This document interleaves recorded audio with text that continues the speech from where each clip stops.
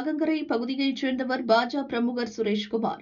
இவர் இன்று மாவட்ட மக்கள் குறைதீர் கூட்டத்தில் கலெக்டர் ரவிக்குமாரிடம் மனு அளித்தார்.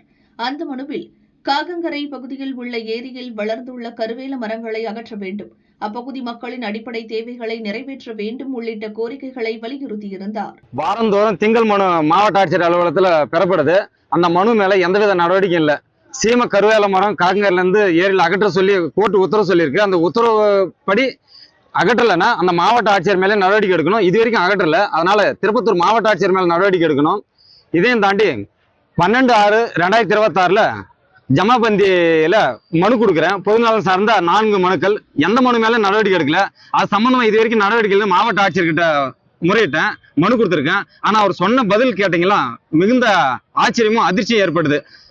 அக்பர் காலத்துல இருந்து இதே நிலைதான், நடவடிக்கை எடுக்க மாட்டாங்க அப்படின்னு சொல்றாரு. இவ்வளவு நாள் ஆட்சிகள் மாறி புதிதா நல்ல சிறப்பா ஆட்சி நடக்கும்னு சொல்ல புதியதா பொறுப்பேற்றுள்ள ஆட்சியில ஆட்சியர் மாறலன்றதான் அர்த்தம். ஆட்சி மாறிச்சு, ஆனா ஆட்சியர் மாறல. அந்த ஆட்சியர் வாயில இருந்து அக்பர் காலத்துல இருந்து இதே நிலைதான் நடக்கும் அப்படின்னு சொல்றது.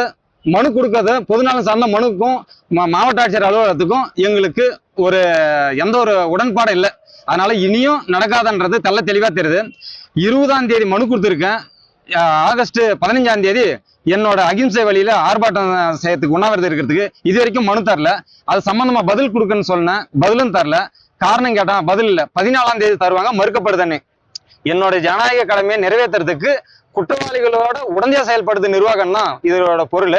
அதனால 15ஆம் தேதி நானும் என் மனைவி என் 2 பெண் குழந்தைகளோட மாண்புமிகு முதல்வர் கவனத்தை ஈர்க்கும் வண்ணம் என் வீட்டு மேல கருப்பு கொடி ஏற்றி என்னுடைய எதிர்ப்பை பதிவு செய்கிறேன்.